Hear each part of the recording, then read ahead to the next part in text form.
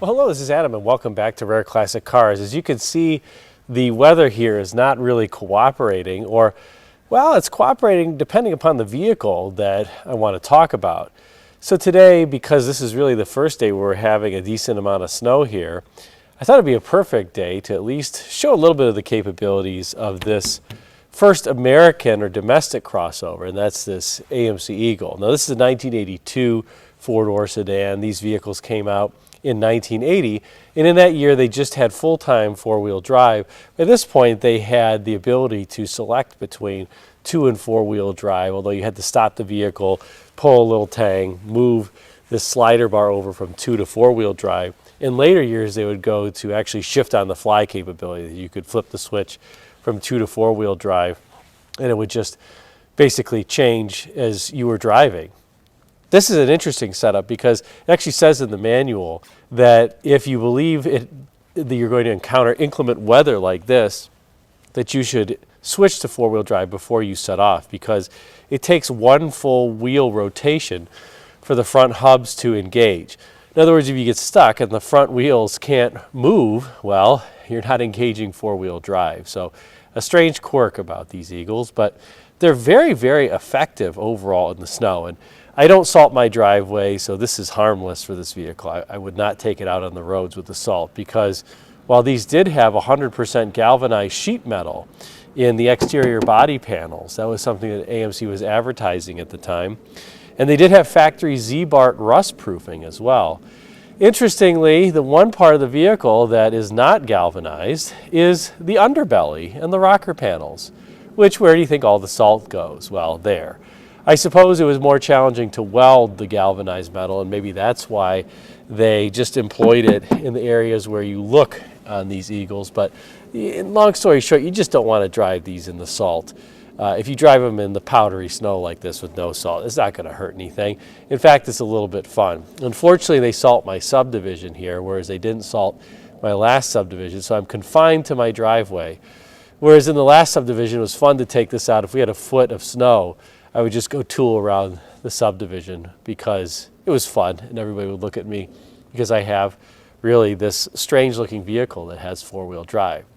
For those who don't know, this was the brainchild of AMC's chief executive at the time and engineering staff, but Gerald Myers, who basically thought, well, why don't we just take a Concorde, which was effectively a Hornet, and dump the Jeep drivetrain from it underneath the Concorde, got to elevate it a little bit so you have appropriate ground clearance, and you get the Eagle. And so the Eagle was born, as I said, in 1980. The Concorde came out in 1978 as a refresh of the Hornet, and it just really wasn't a genius little car. AMC didn't have much money, but they did this on a shoestring budget, and they did things even like basically keeping the original Concorde / Hornet fenders that have the cutout for the single light. Those used signal lights at the time, but they made and disguised the sheet metal cutout by having this piece of trim that's part of the broader headlight bezel, so it looks different. And they did something similar with the Jeeps as well. If you look at the Jeep Grand Wagoneer, for instance, and the grille treatment and the front end treatment, if you take off that grille and the front end treatment, it's the old Jeep Wagoneer, you know, from the previous years, but they just disguised it super well. Here with the Eagle, you also got the, I think they're called Creighton fender flares, to try to help give the elevated stance a more normal look from what it was. Creighton was an AMC division at the time. I think it was an acquisition. They also made the super leaky valve cover under hood that is torqued to, I think, something like 20 inch-pounds. And of course, people would really just ratchet on those as they started to leak, and they would warp and distort, and then you'd get even worse leaks. This one's not too bad. It actually doesn't leak horribly, which is a pretty ringing endorsement for that Creighton valve cover. A lot of times people have a different aftermarket one put on for that reason. Another quirk you can see in the front end is that the parking lights only have lights on the inboard side, not the outboard. The light kind of spills outboard. That was an ingenious cost savings feature that Chevrolet actually also employed on some of its vehicles too. So the Eagle was a fun vehicle, and of course Chrysler ended up buying American Motors really because of what's underneath in this car. That's Jeep and what Jeep made. And it's a bit unfortunate because if AMC could have just survived to launch that Grand Cherokee, that was really an almost fully done vehicle by the time Chrysler bought AMC, or close to it. Chrysler did have one stroke of product genius, which was to not sunset the legacy Cherokee and instead keep that going and introduce the Grand Cherokee as a more premium vehicle. I think that was really a stroke of product genius because it enabled a lower priced historical XJ Cherokee that came out in '84, I believe, to soldier on as the price leader, and it made them able to elevate the Grand Cherokee into, well, what it is today. It's just an extremely profitable franchise. But AMC did a lot of the engineering on that Jeep, and Chrysler really got it. And Chrysler continued this AMC Eagle, I believe, through the 1988 model year when it was finally sunset. This is a four-door sedan. They had all different body styles. They had, for a few years, a two-door coupe, a notchback coupe. They had the SX4, which was the hatch. They had the wagon, which was the most popular. And then they had this four-door sedan. And I've owned this car for about 10 years now, and I just love it. It's quirky. It's not fast. The engine is very smooth, though, I will say that. It's very reliable. AMC's 258 cubic inch six-cylinder with a two-barrel carburetor, Chrysler Torque Flight, three-speed transmission with lockup. Gets pretty good mileage, 23-ish, I would say, highway. Not bad. And it's been a super reliable, fun car. And people just point and laugh and wonder what it is. So I'll demonstrate for you the two-wheel drive and four-wheel drive so you can see what it looks like. It works very effectively.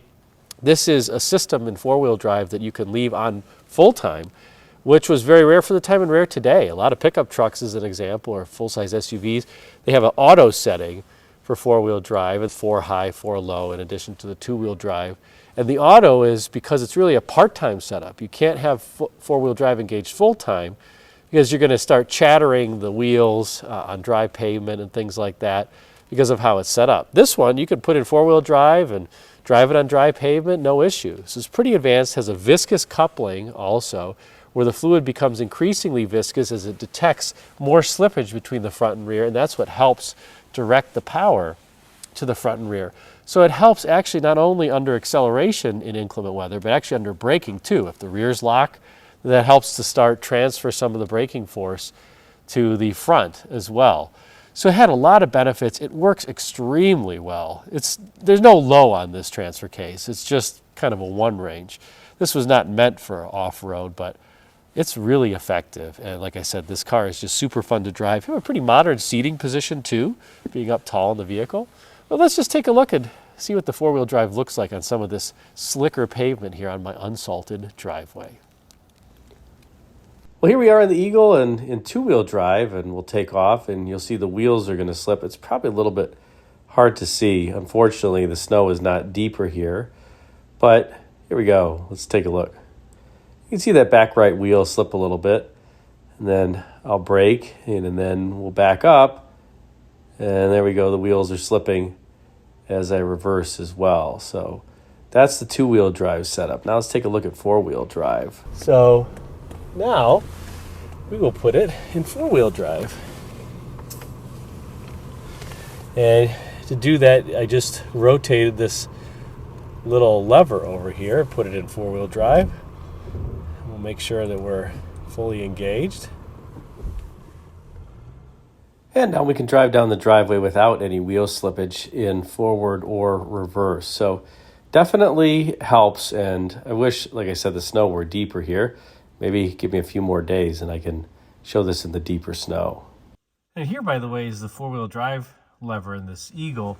You see it's a two-handed operation. You have to stop, and then you pull this, and then you flip the slider over. You can't do it unless you pull that down. So it requires two hands. They purposely did that, I'm sure, to make sure that you stopped the vehicle.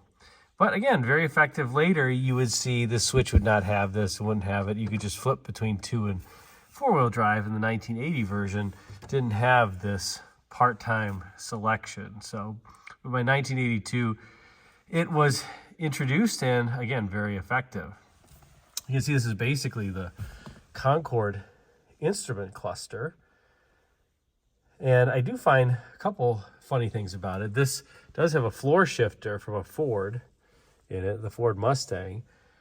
And so because there's a floor shifter, it has a GM column, it has this little tab right here that you have to push down on to rotate the key all the way back. Otherwise, the key stops there. You got to push down here, kind of like the GM manual transmissions. You can also tell it's a GM column by the key. It's a GM key. And this is a tilt steering column. I think overall, you know, for the money they had, the door panel looks nice. Is any of that stitching real? No, but it looks nice, and a nicely padded armrest here, very soft touch. The faux wood grain is not bad, actually. Slightly different color from the dash, but yeah, who's keeping track? And on the HVAC box, similar to other American Motors products, there's no vacuum operated dampers. It's all cable operated. So if you want to have the heat come out just the bottom, you have to manually flip and close off all these other vents on your own. Otherwise, it just blows out of there. So, you know, is that offensive? Not really. It's fine. You end up just flipping the switch and it works just fine. And you do get the quartz clock, which I think comes alive if I push the button, maybe. I guess not. I guess I got to turn the key. So there we go. It's 5:32. And the great buzzer. All right, that's enough. And a cool 4-spoke wheel. This one does have cruise control as well. And a very fake looking mold and stitch there on the IP. But again, very comfortable seats in this car with the tartan check interior. It is a very narrow car. You sit here in the driver's seat and you can touch the B-pillar on the passenger side very easily, but still a fun ride. I hope you enjoyed that little experience in this 1982 AMC Eagle. If you did, be sure to like, comment, subscribe, and check out the video thumbnails at bottom left and right for some suggestions for you.